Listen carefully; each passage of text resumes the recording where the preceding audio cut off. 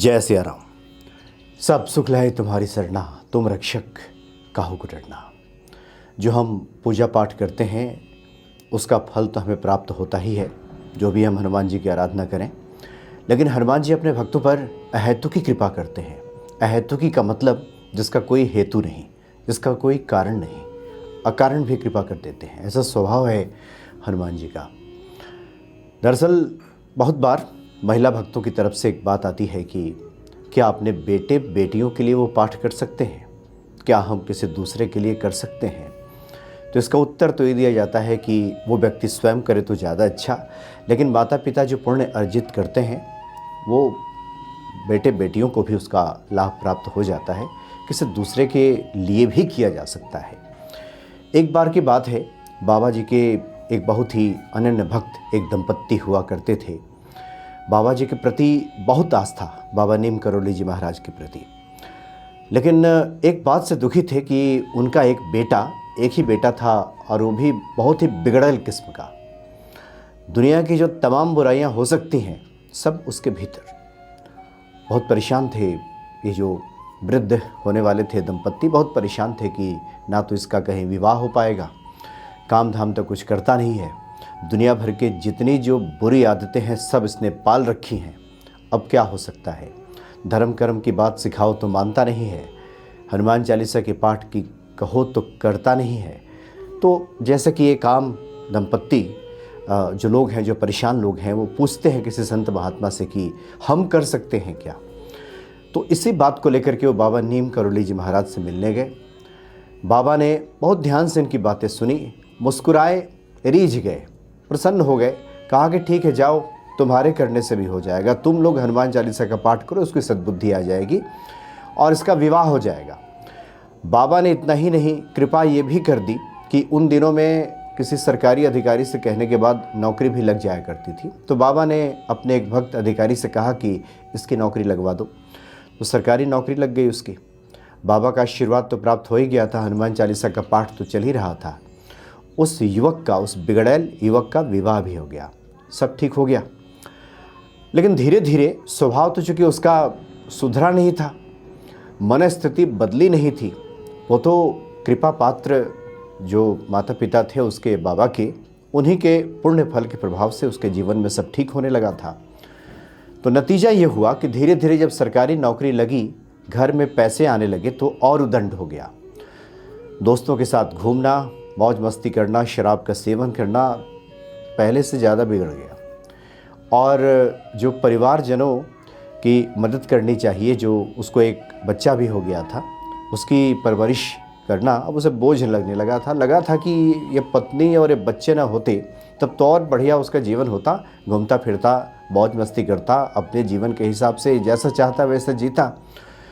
और घर में जब बात आती थी, घर के लोग जब समझाते थे कि देखो ये सब ठीक नहीं है, बाबा नाराज़ होंगे, बार बार बाबा की बात आ जाती थी कि बाबा ने तुम्हें आशीर्वाद दे दिया तो तुम्हारा आज ठीक हुआ, तुम्हें नौकरी मिल गई, तुम्हारा विवाह हो गया, नहीं तो तुम्हें कौन पूछता। जब घर लौटता था, कोई समझाता था, बाबा की बात करता ही था, तो हुआ ये कि बाबा के प्रति उसके मन में रोष पैदा हो गया। मन में सोचने लगा कि ये बाबा ही सभी जो उसके जीवन में जो चाहता है वो चाह पूरी नहीं हो रही है, सबके लिए जिम्मेवार ये बाबा ही हैं। बाबा के प्रति वो इतना चिढ़ गया मन ही मन कि उसके मन में गलत विचार आने लगे। उसके मन में बाबा का वो जान का दुश्मन बन गया, ये स्थिति हो गई उसकी।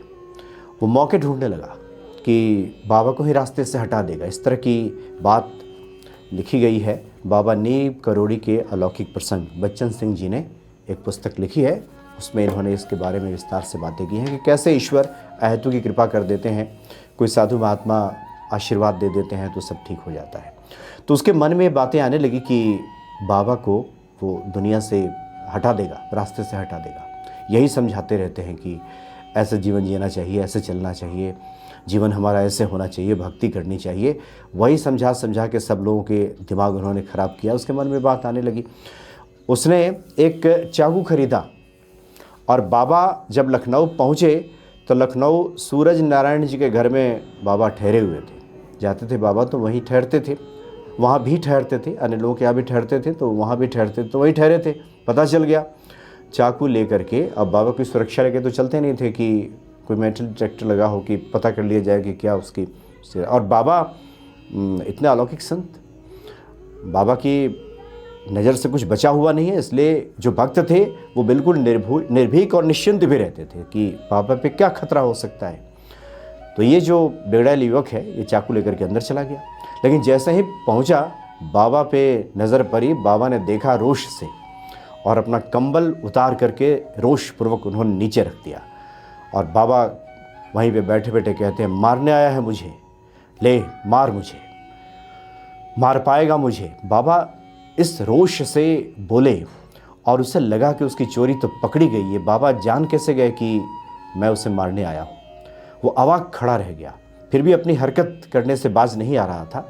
तब तक 2-3 लोगों ने उसके पकड़ा और पकड़ करके बाहर ले गए, और तब तक पीछे से बाबा की आवाज़ आ रही थी, मारने आया है मुझे, ले मार मुझे। न जाने फिर क्या हुआ। अहेतु की कृपा करने वाले, अकारण कृपा करने वाले बाबा उसके पीछे पीछे आ गए और वो भी बाहर आ गए। बाहर हंगामा हो रहा था और बाबा के पीछे से जो ये आवाज़ आ रही थी कि ले मुझे मारने आ रहा है, मुझे मारने आया है, मार मुझे, अब बाबा चुप खड़े हो गए और उसे प्रेम पूर्वक निहारने लगे। बाबा की आंखों में न जाने ऐसा क्या था कि वह युवक की आंखें झुक गई और बाबा के चरणों पर गिर पड़ा। और उसके बाद बात आती है कि उसकी वृत्ति बदल गई, उसकी मानसिकता में बदलाव आ गया, वो सुधर गया।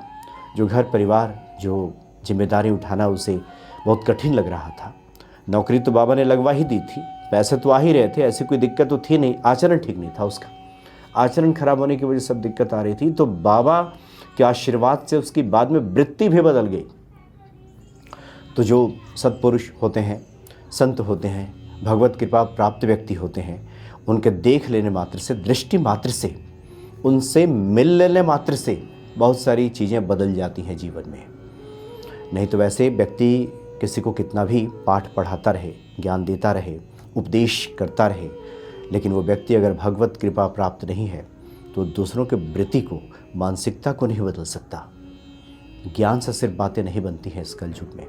इसलिए बड़े अलौकिक हैं बाबा नीम करोली जी महाराज।